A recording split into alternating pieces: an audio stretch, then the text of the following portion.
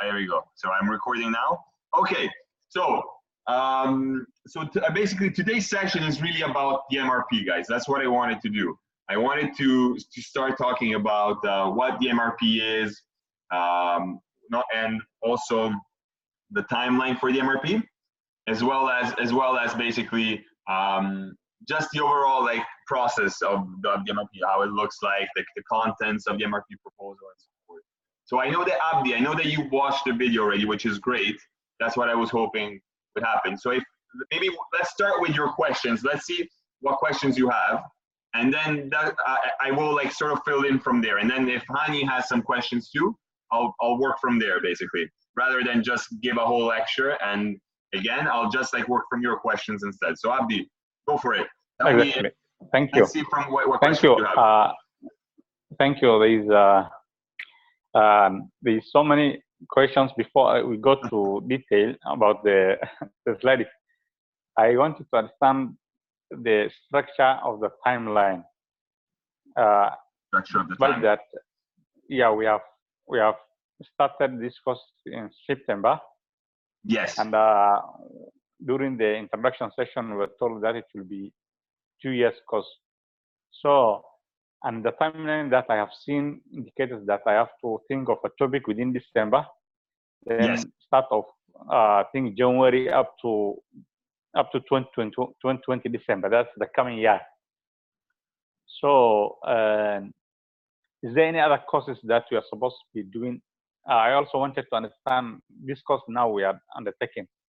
It had a final assignment that you are supposed to be writing, and it was due in April. That you are supposed to be doing a proposal. Then there is also final report. So how collaborates with this MRB and that assignment?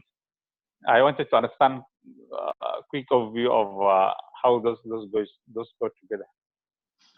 Thank you, Abdi. Thank you for both of these questions, because they're actually both perfect. Because they really help. I think they'll help Hani as well, actually, and they'll help everyone. So I'll start with if you don't mind, I'll start with the second one that you asked me. So about the proposal, about basically the connection between the course and the proposal, right? Which is basically what you were asking. So the course that we're doing together, the one that me and Nambuso are doing, right? They're running. That one's a year course, right? It's theory and research into culture, language, and teaching. And this course, like you said, Abdi, runs from September to April. Now, as part of this course, the final assignment is a proposal, basically, right? Is a research proposal. This research proposal, that is your assignment for the final assignment for our class, will also be basically the beginning of your proposal for your MRP. So that's how the two connect, Abdi. Basically, that's how the two connect. So you basically will be writing, it's the same proposal. It's the proposal for your MRP, but it's also your final assignment for our class. You see what I mean? Understood. But in case that means now we are narrowing the topic of selection of our MRP. Yes, that's so right. There is also, yeah, despite that we are doing, there is also other courses like now there is a course that you have finished. Maybe there is also other courses that we are going to be starting. Yes, so yes, if maybe I'm thinking of a topic of from maybe there is a course that I did in inclusion, or another course, different course that I was thinking that's related to my MRB, how compatible with the assignment of this course that you are taking.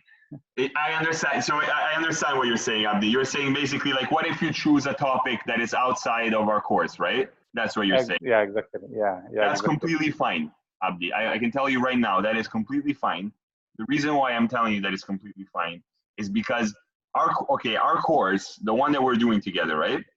This one is a theory course. So it doesn't matter really, the topic that you choose to cover in this course doesn't matter.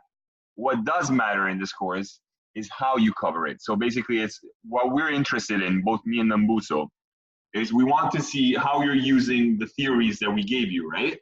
all the and all the skills that we gave you, the skills, the discourse analysis skills, the reading skills, right? All this stuff. We want to see how you're using these skills and applying them to your MRP research. You see what I mean? So exactly, yeah. Perfect. Yeah, so we don't care what topic you choose. You can choose any topic, even outside our own course. That's fine. Like that's actually good, because that means you're using other courses as well. That is completely fine. As long as basically you're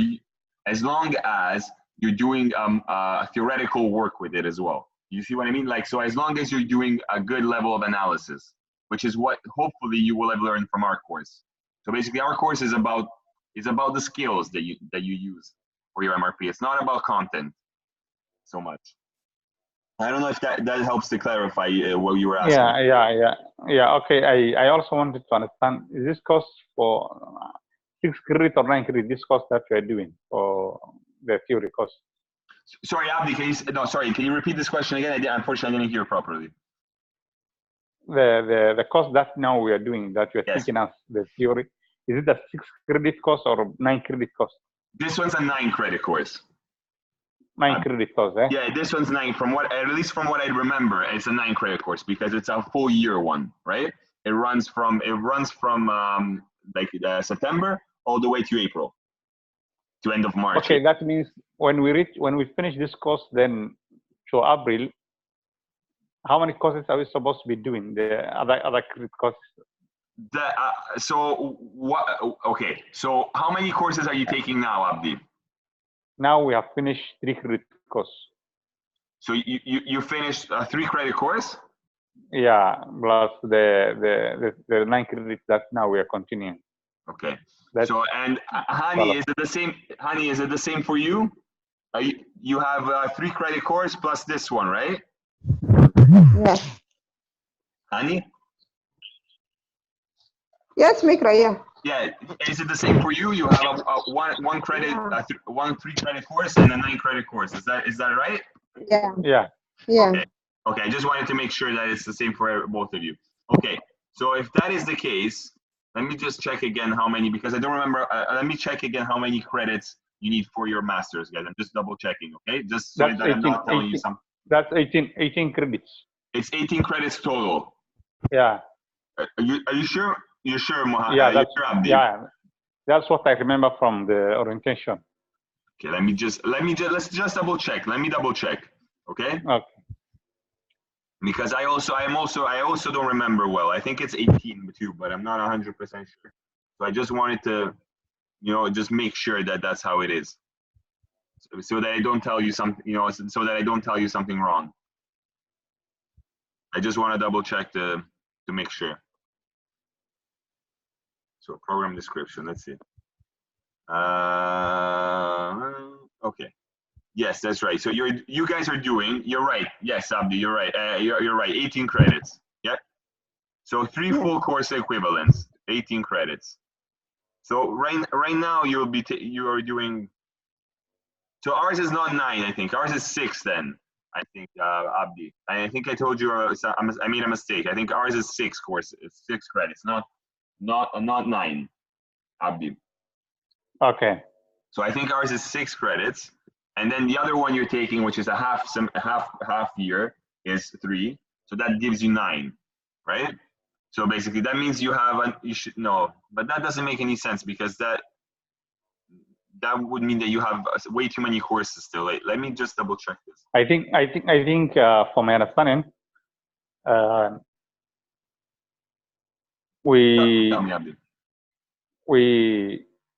if this course that you are taking as 6 credits, we have already finished one course that's 3 credits. There's also another 3 credits maybe that will be starting in January to April. That is correct. Then what I'm thinking is after April. That means after we finish that one, I hope that 2 courses will remain for us, either 6 credits or 3 credits. Yes, that's how it should be, Abdi. Yes, you should be having another two courses basically, or another two small courses basically, 2-3 credits. That's how it should be. That's what I knew as well. But now that you were asking me, I was getting a little bit confused, because I was thinking maybe there's something else that I'm missing. But I think no. I think that's how it Not should. like that. That's how it is, I think so. I think so too. I'll double check. You know what I'll do, Abdi? I'll write. I'm gonna take a note of this, and I will double check everything just to like give you like full certainty. Like, yes, this is exactly how it is. I will double check with Hayun, because Hayun is she's the program director, so she knows all of these things a little bit better than I do. Okay. So I will take a note of this, and then we'll make sure to tell you like either tomorrow or as soon as I'm able to contact Hayun, I will ask her and then and let you guys know. But from what I know, you guys have taken 1 3-credit course this semester, and then you're taking the full course with us, the full year course with us. Then next January, like starting January, you will have another 3-credit course, and you will continue ours, right? Exactly, yeah, you're right. Yeah, and then after April, you should have another 2 small courses that you have to take. 2 3-credit courses that you take in the summer, I think. I think that's how. Yeah, you're right, Marco. Okay. So I was thinking about when I look at the timeline of the MRB and the workload, maybe that's the courses that we are going to be taking. So that's why I have asked you that. So Abdi, is your concern in terms of workload? You think you'll have too much work to do? Is that what it is? No, I don't have that much work, but you know, since we have started in September, I was expecting like we are going to be finishing maybe the next September. When I've checked the timeline, I have seen that the MRB defense is going to be January or February somewhere. Yeah. You thought it would be done by next September, basically, Abdi. You thought it was going to be shorter, basically. Yeah, this is okay. If it's like this, it's okay. Yeah, it's okay. I think it will be good. Yeah. No, Abdi. No, wait. Sorry, Abdi. You thought? I mean, you thought the program would be shorter, or do you think it?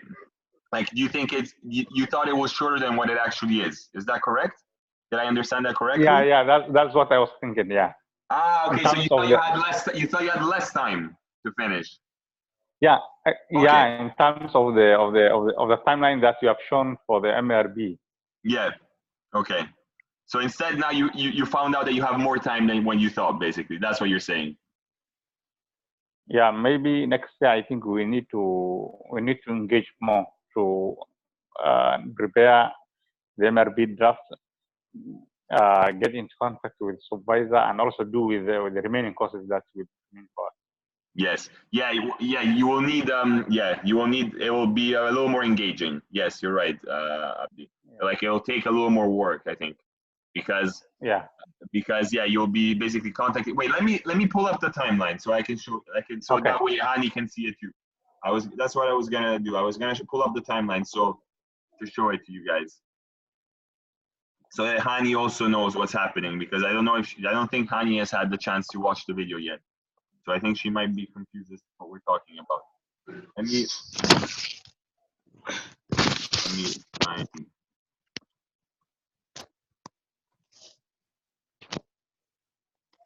Here we go. Wait, guys.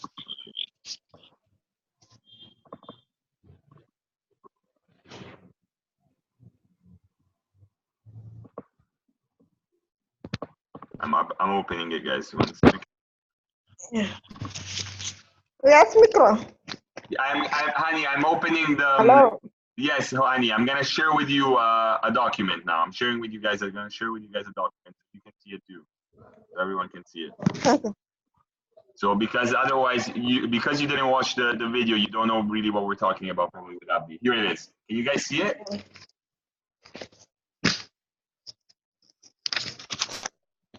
Abdi and Hani, can you guys see the document?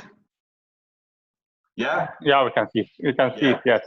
Okay. So this is the timeline that we were talking about with Abdi. So basically, this is the timeline for towards your graduation, in a sense, right? It's your timeline that will take you all the way from your coursework to your MRP to graduation.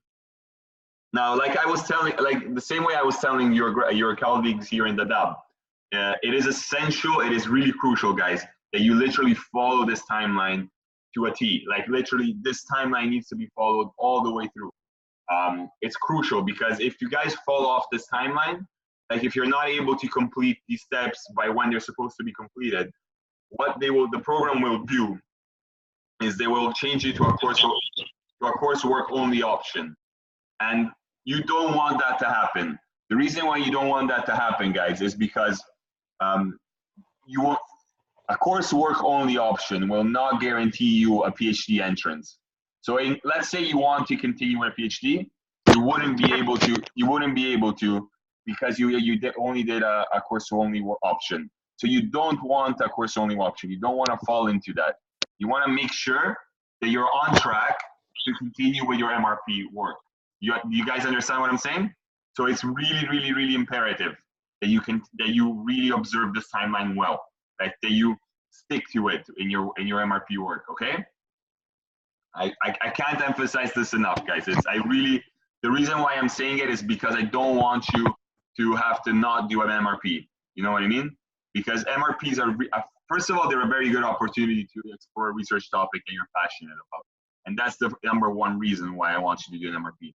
And the second reason why I really want you to do an MRP is because MRPs will give you access to PhDs. This doesn't mean that you have to do a PhD, but you have the possibility to do one if you choose so. Do you see what I'm saying? Is that clear? So make sure that you stick to this timeline, okay?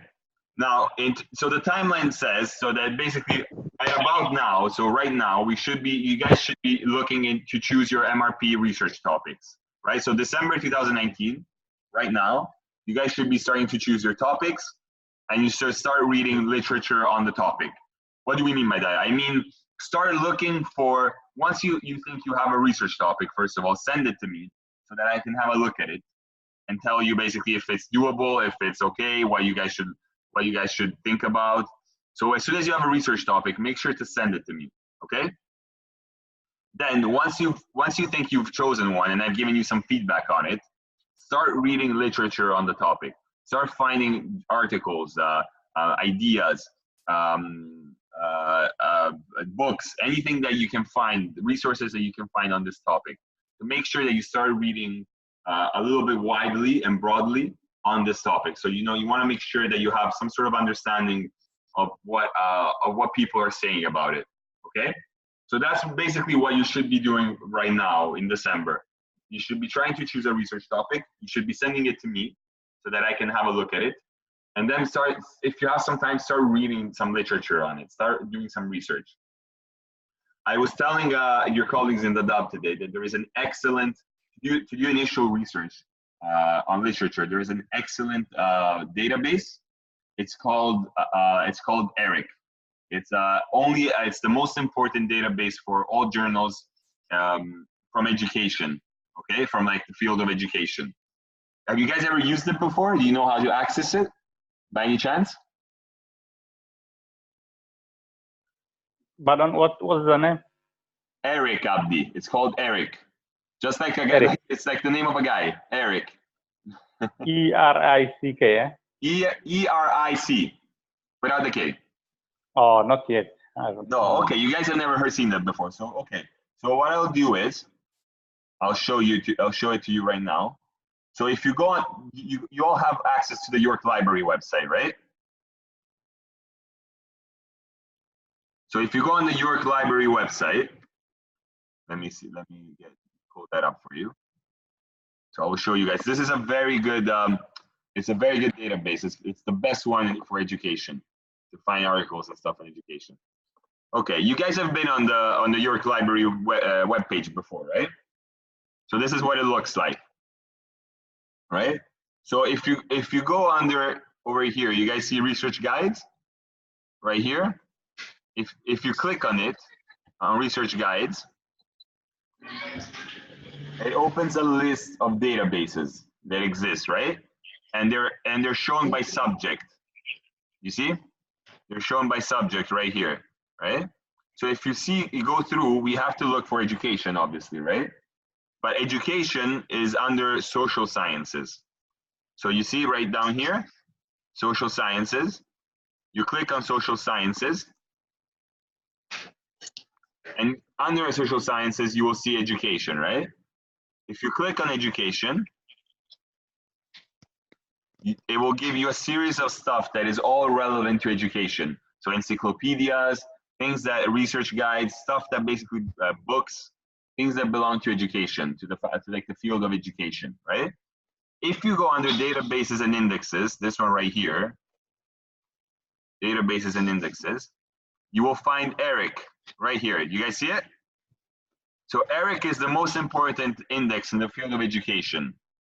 And it has published materials, unpublished materials, education journals, curriculums, papers. It has a lot of stuff that you can research, right? And if you click on it, and then it'll tell you to log in, right? So it'll tell you to log in. You log in.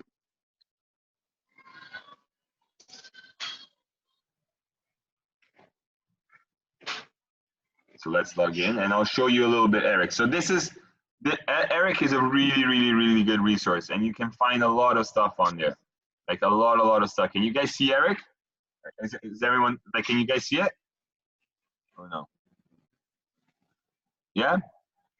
Yes, we can see. You can see, perfect. Okay, Abdi. So yes. This is what it looks like. And then you can, do you guys see the rows? The rows here? You can basically insert your keywords, right? So let's say, Hani, what's the topic that you're thinking about, of your possible research topic?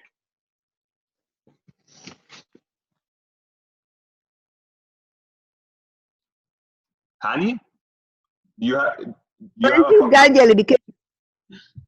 sorry, say that again. Factors influencing girl education in Somalia. So higher education in Somalia, I heard that, right? Factors influencing factors. Okay, sorry, I didn't hear the first part. Sorry, sorry, Heidi. So higher education, right? So I put higher education there. You guys see it? And then I put Somalia, right? And so then I tell it to search. And usually it'll give you a lot of results. There you go, see? Higher education, integrating refugees into higher education. And then it has it'll give you a lot of stuff that it finds basically with those keywords. Somalia, higher education, see? I hope you guys can see it. I think you guys should be able to see it, right? Tracing pathways to higher education for refugees. The role yes, I can see. Yeah. Thank you. I have. Hello. Tell me, Abdi. Abdi, yes.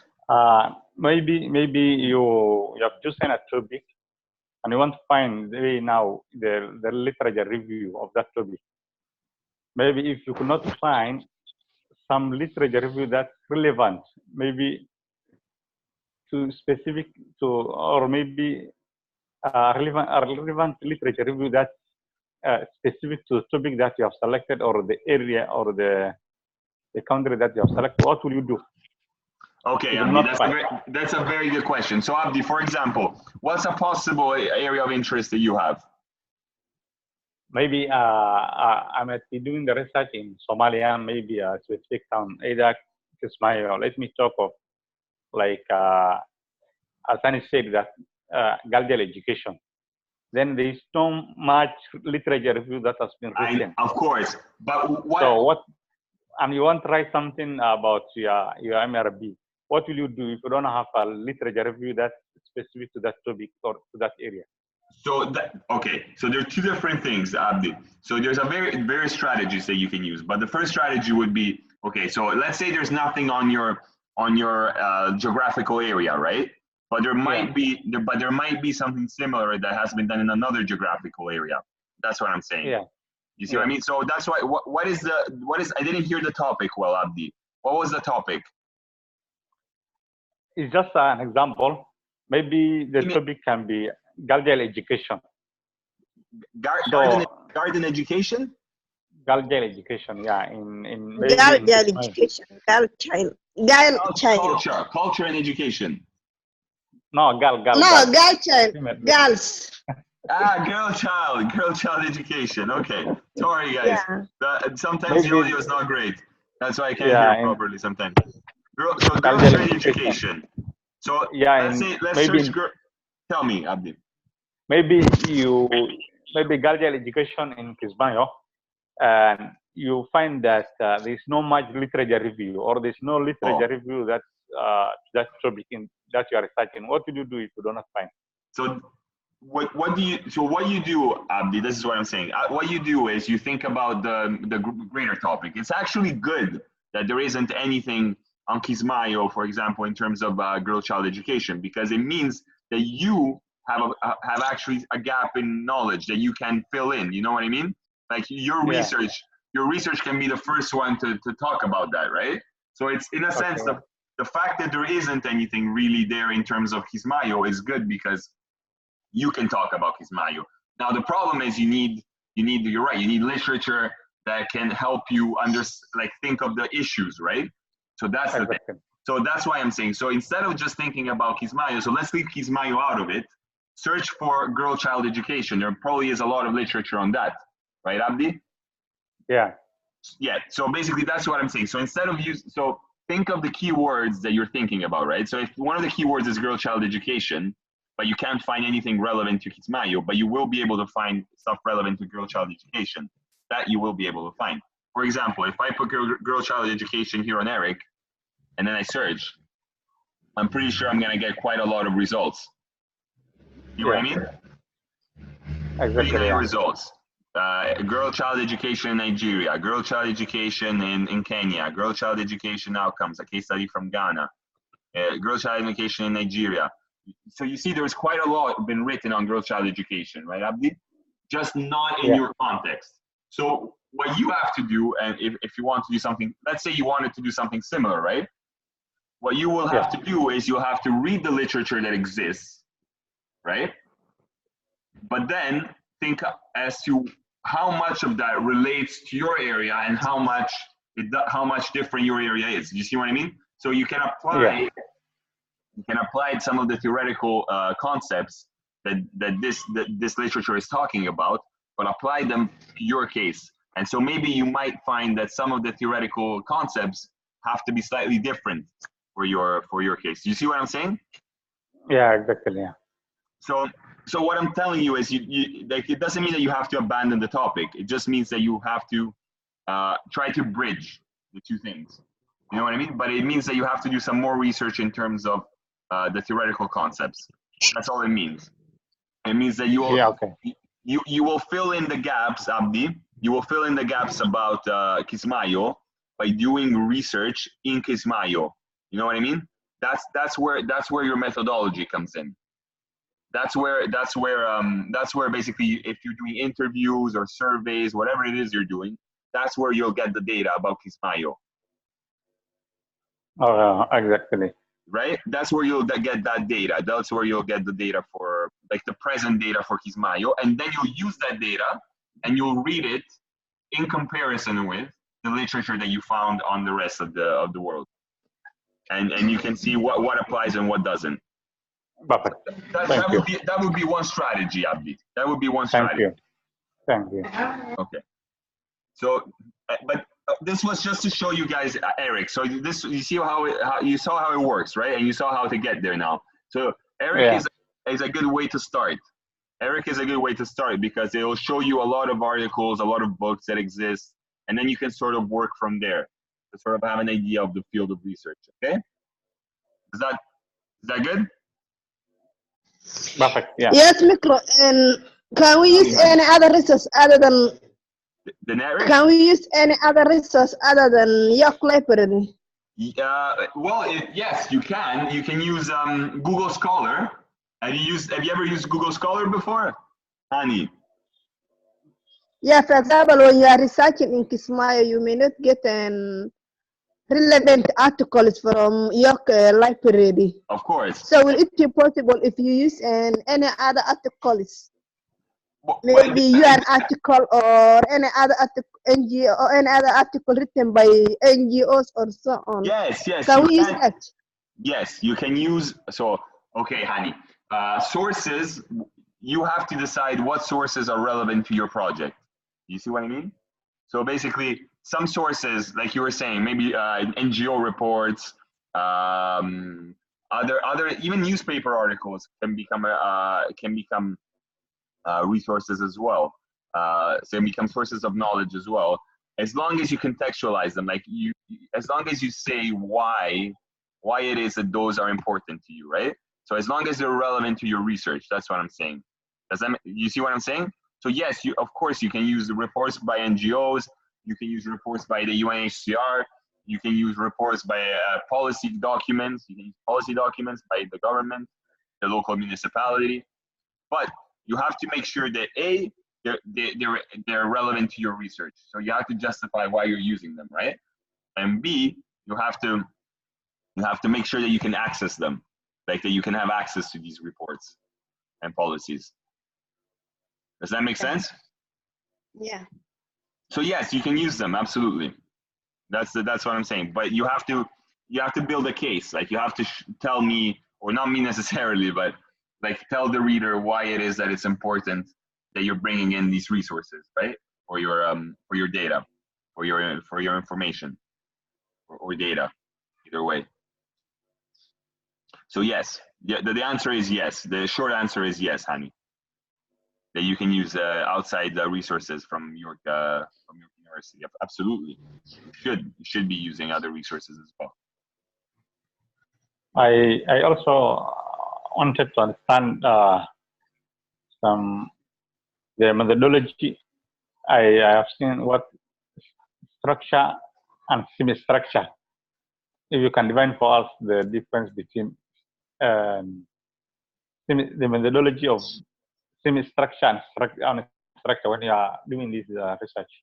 Wait, okay, Abdi, okay, I think I understood what you're talking about. You're talking about the PowerPoint presentation, right? That I had. I think you're talking about the methodology section on the PowerPoint presentation, right? Yeah, exactly. Yeah. So your question was, what was your question again, Abdi? If I can clarify what? About the methodology? About the methodology, the kinds of methodology that you can employ. Oh, yeah, okay, absolutely. MRP. Yes. Yeah. Okay, so there's lots of different methodologies that you can employ for your MRP. So okay, can you see the PowerPoint presentation that I have in front of me?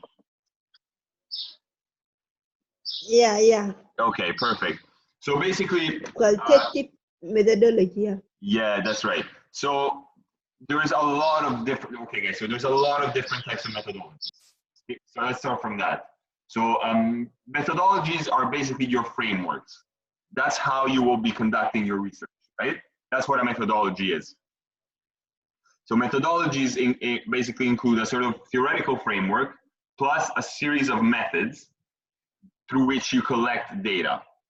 So one possible example, Abdi, you were asking me for examples, is I've included some examples right here. Grounded theory, narrative inquiry, queer methodology, indigenous methodology, feminist methodology, but there are more. These are just some examples, right? So what are these methodologies? So for example, if we were to take feminist methodology, right? Let's take feminist methodology. So if you were researching gender, right? The differences in gender, so between males and females, if you were looking at girl-child education, for example, Abdi, then you would probably be likely to use a feminist methodology. The reason for that is because feminist methodology is one of the central tenets of feminist methodology. Looks at the difference of gender, the way it is constituted, and the way it affects power dynamics and inequalities in society, right? So if you were thinking of looking at gender, for example, if you were thinking of looking at girl-child education, it might make sense to use a feminist methodology, right? Because you would probably be looking at gender inequalities as one of your main theoretical constructs. Now, each then methodology comes with a set of methods. So each methodology comes with a set of ways of collecting data. And so some examples of methods are, for example, interviews, or questionnaires, or survey, or focus groups, or observation. These are all possible These are all possible methods to collect data. So interviews, I don't need really to explain that much. I think you guys know already what those are. So you just sit down and you interview a person, right? Then you have participant observation. That is when you are basically, it's usually used in ethnographies. That's when you basically sit in a class, for example, or during the recess, right? In the courtyard, and you just observe people's behaviors. That's called observation. So basically, you're just observing how people are behaving, and you're writing down notes, right? You're writing down notes of what you see, how people are interacting, how people are excluding themselves, excluding others, and so forth. Violent behaviors. You're just observing and taking down notes. That's observation. Then you have other possible methods, which are, for example, surveys or questionnaires.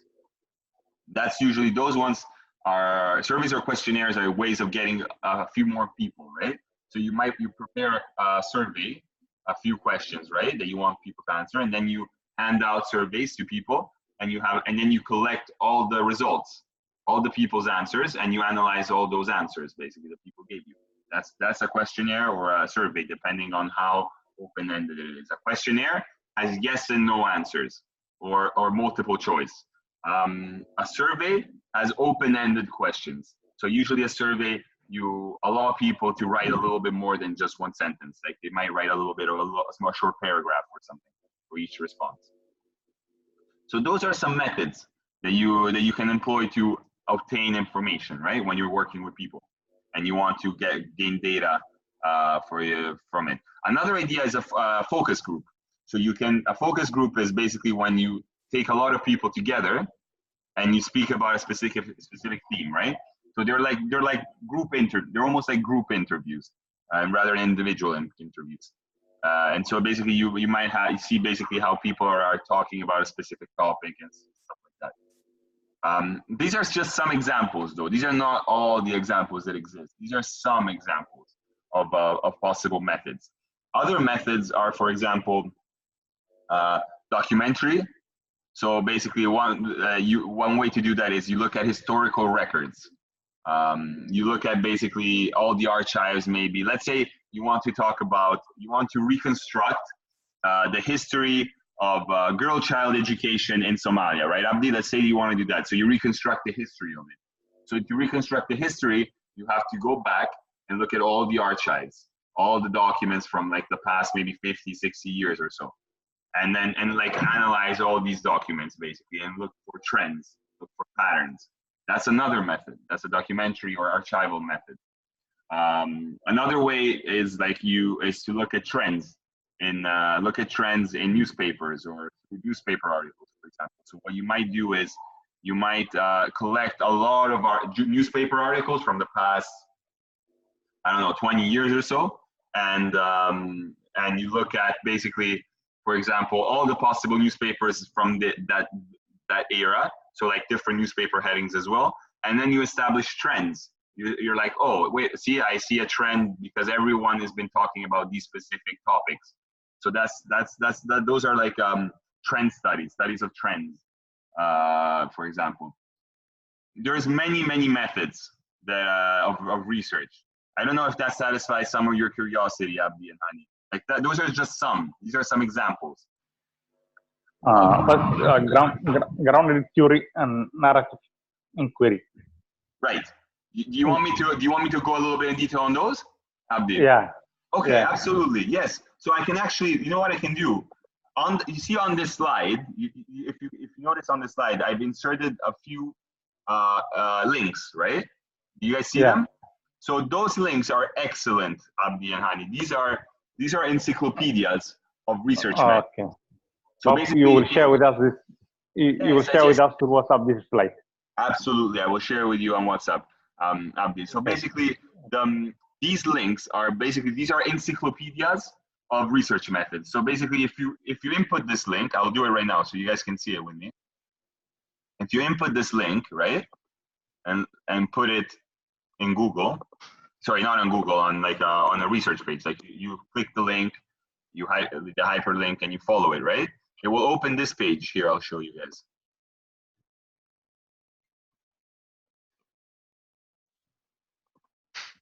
You guys see it?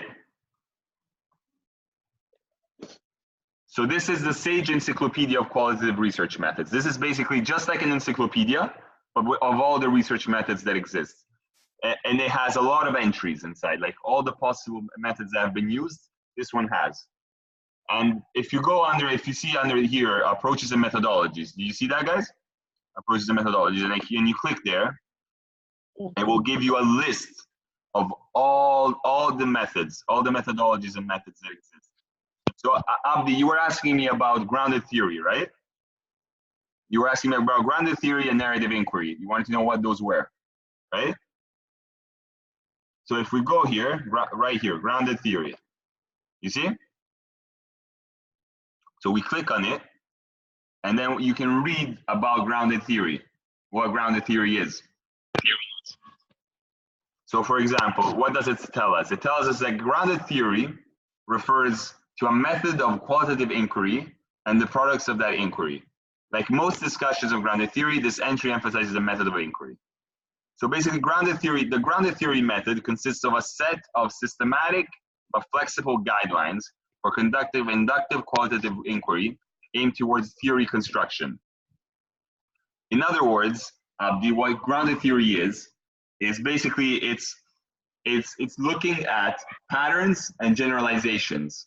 So basically, it's let's say you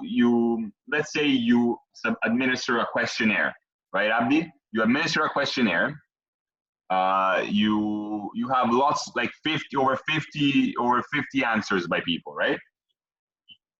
So you look at those 50 answers and you establish trends, right? And then you from there, inductively, you say that, well, because out of 50 people, all 50 people spoke about this issue, I believe that this issue is it can be generalized and I can speak about this issue theoretically. So like basically, you're trying to build a theory from data. Does that make sense, Abdi? So you're trying to build a theoretical idea from the data that you've collected. That's grounded theory. Okay. So instead of, basically it's a kind of theory that is built from data rather than the other way around. So you're looking for patterns. You're trying to analyze what the data that you received and look for patterns so that you can talk about these patterns more widespread on a more like broader scale. I hope that makes sense, Abdi. Yeah? See, it says right here. So this method guides researchers to make systematic comparisons. Right, so it's helpful. This kind of methodology, Abdi, is helpful if you want to do comparisons, because then you can look at two different sets of data and find. Oh, I see. We lost Abdi. That's what happened. You can look at Hani. You can look at two sets of data, and look and sort of think about them in connection, right, and see if you can find some patterns. So that's grounded theory. Hani, can I ask you something? Yes, micro. What is you were saying? What is your something that you might be interested in? What is one of your possible research topics that you were telling me before?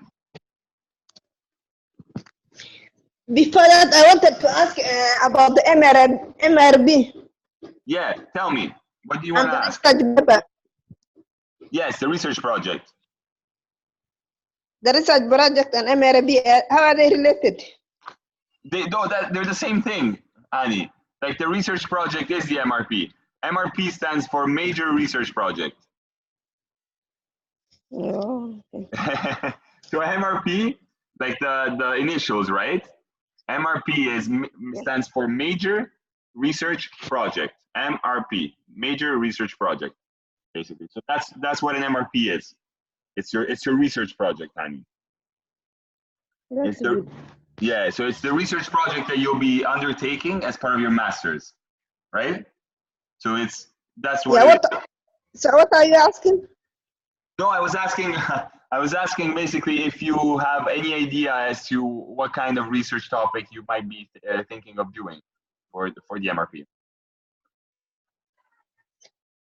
Yeah, as I told you yesterday, when we were applying this master, and we have chosen a topic to discuss our research. So let me go through the guidelines you sent yesterday, and Okay. after that, I will share a suitable topic. Okay. Sounds good. Sounds good, honey. Sounds good. I was just the reason why I was asking you, honey, was just because maybe we could have looked at one of the methodologies here together. That's why. But it's okay. If you still have to think about it, then you have time to think about it. That's okay. Have a look at it. Okay. Abdi, we lost you for a second. I was explaining to you grounded theory. I don't know if you heard everything that I was telling you. Thank you. I've had, so I have lost some small information. And you were interested in narrative inquiry as well, right, Abdi? You said you wanted a little bit of explanation about narrative inquiry. What of inquiry? Yeah, narrative inquiry. You asked me if I could explain. Yeah, narrative. Okay, so narrative inquiry. We can even look at it from here, but I can also explain it if you want. Narrative inquiry is basically, it's a type of methodology, Abdi, that looks at life stories of people. So it's basically like it reports the stories of people's lives. That's what narrative inquiry is. It's a type of methodology that believes that, whereby like it believes that looking at people's stories is important because we get a sense of people's identities through their stories, right? Through the way they tell their stories. So that's what narrative inquiry is. So narrative inquiry is interested in people's stories. You see what I mean? Yeah, okay. So see, it says narrative inquiry is a way of understanding experience. It is then a view of people's experiences and a methodology for narratively inquiring into experience. So basically, it's a way of looking into experience as if it's almost like a story. And usually it presents people, and then it will present the data. It will present people's lives as a form of story. Basically, No. so that's what narrative inquiry is. That's why it has that word narrative, right? Because narrative is a story, right? There's also I somehow confused about qualitative and quantitative. Oh, okay, wonderful. They have some difference. Yes, absolutely, Abdi. I can give you absolutely. So Hani and Abdi. So yeah, both of you guys. So there's a major difference in research, guys. So the major difference is quantitative and qualitative research. So there are two different ways of doing research. Okay. There are also two different ways of looking at the world, basically. Not only of doing research, but there are also two different ways of looking at the world. Now, historically and traditionally, quantitative research was always the more powerful one, right? So quantitative research is looking at large-scale numbers of people. It looks at very large-scale numbers, and it tries to assimilate. So it looks at widespread patterns, quantitative analysis, okay? So that means that basically it would mean looking at a topic from your own perspective, but getting as much data as you can on it. That's what quantitative research is, Abdi. So for example, you want to find out if you believe that child girl education is a big problem, right? So you go out and you research as many schools as you can. You submit a survey or a questionnaire to as many schools as you can, right? The questions on the questionnaire are about the lack of girl-child education, or rather, not the lack of girl-child education, but issues with girl-child education. Then you take all those results, right? And you're like, haha, see, I knew it. I knew that I was right. It's a problem everywhere. And so you write about it, Abdi, right? That's quantitative research. So quantitative research uses large-scale numbers to prove a point. You see what I mean? Yeah. That's quantitative research.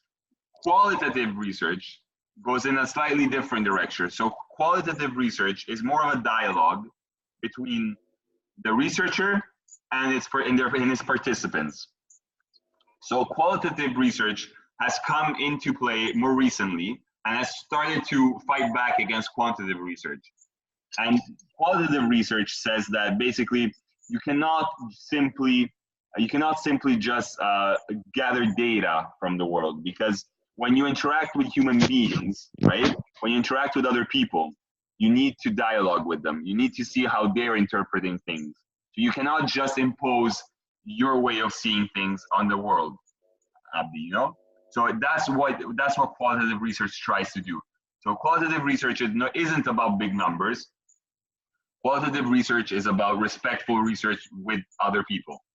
So it's about, for example, in-depth interviews, asking people their interpretation of events, rather than just assuming our own interpretation of events. And so basically, a lot of the methods that I was talking about come from qualitative research, not quantitative. Quantitative research is more useful for the natural sciences than it is for social sciences many times. Does that make sense? I've understood the difference. Can we say that the ethnographic research is that mostly where researcher maybe conduct the research through participatory observation?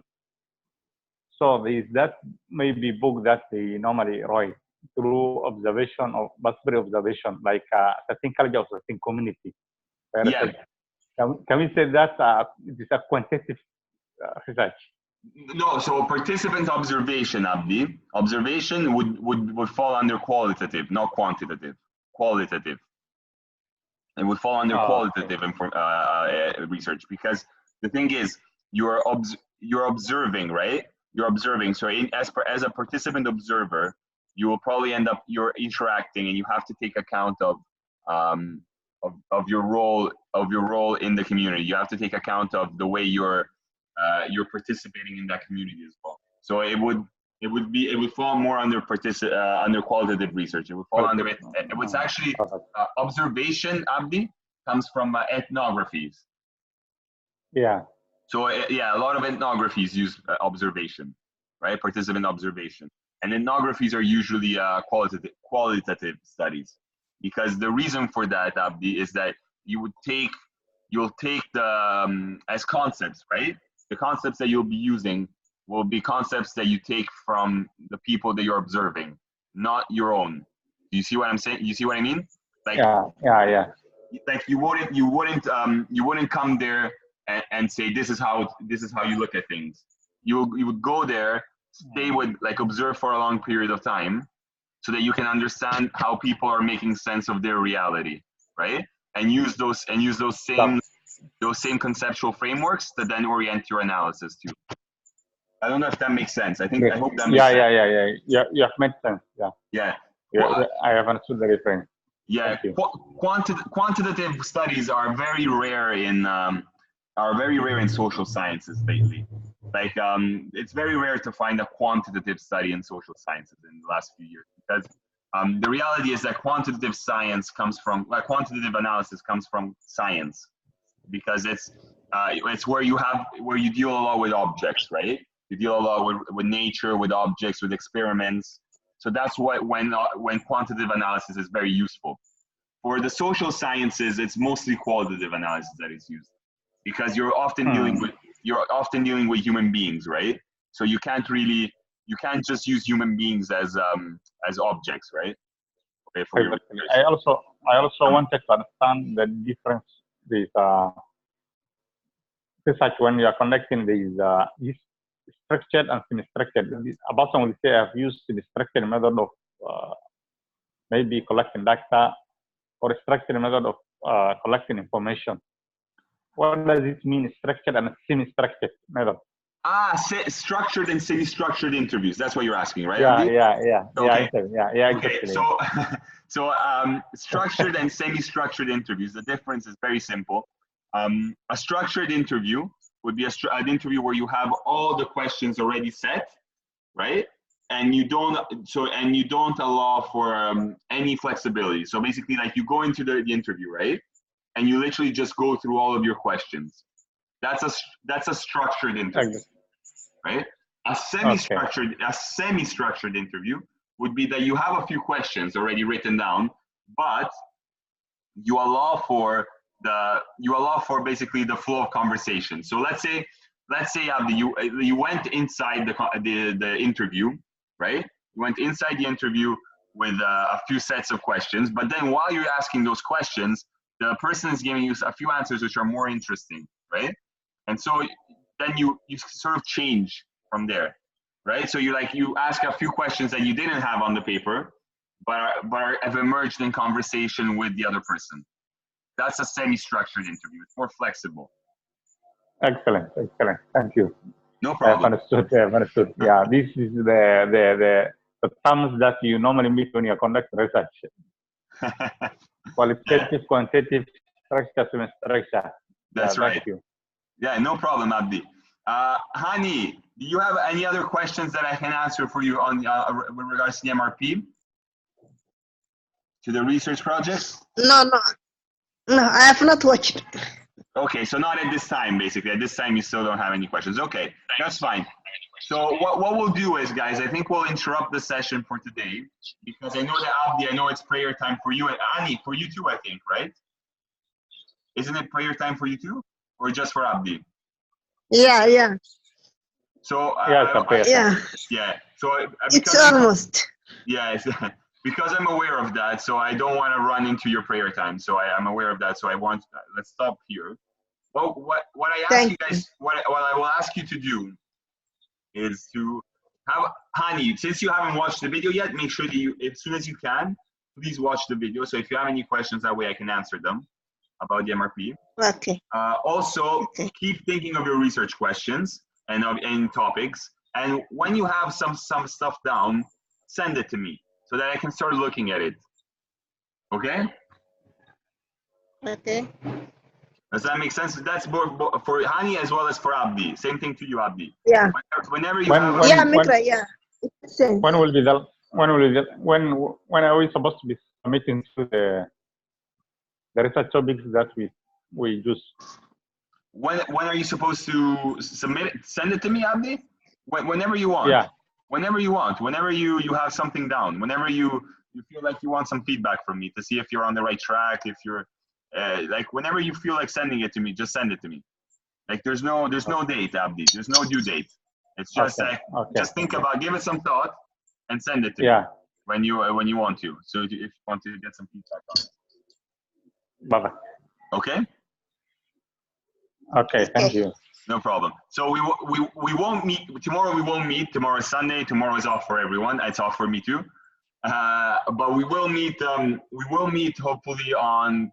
I'm hoping to meet on during the next week. I will let you guys know more information as soon as I sort it out. Okay. So I can already, Hani, this is just for you. Yes. Because Hani, you're in Steve's class, right? Yeah. Okay. So Hani, on Monday, we will be meeting. I will be coordinating a meeting with all of Steve's class. Okay. Okay. Monday afternoon from 1:30 to 3:30. Okay. 1:30. Yes, to 3:30. It's a session just for Steve's class. Okay. Okay. So please try to make it, because we will be talking about your final assignment, questions about your final assignment, and other things that will come up in conversation about Steve's class. Okay. Okay. All right, and I will record that in case you're not able to make it, but try to make it. Abdi, on the other hand, Abdi, you're part of Jillian's class, Parek's class. Is that correct? Abdi? He's muted. I think he's muted, right? Yeah. Abdi. Shoot, I don't know if I don't think he can hear me.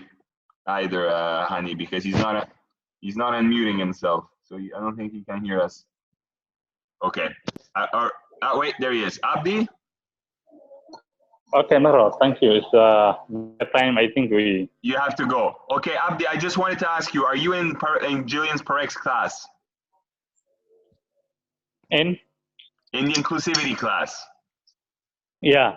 Okay, so for you, Abdi, we will be meeting tomorrow, Monday morning, 9:30 to 12. Okay? Mubarak, eh? We will be meeting 9:30 to 12 on Monday morning. Okay. Abdi? Just with your class. Okay. Okay. All right, guys. Have good prayers. Have a wonderful evening. And thank you so much for joining. And I have a wonderful Sunday, all right? Have a great weekend. Have a great weekend, and we'll see you on Monday. Have a weekday. Thank you so much, Hani. See you on Monday. Thank you. Bye, Abdi. Bye, Hani. Bye.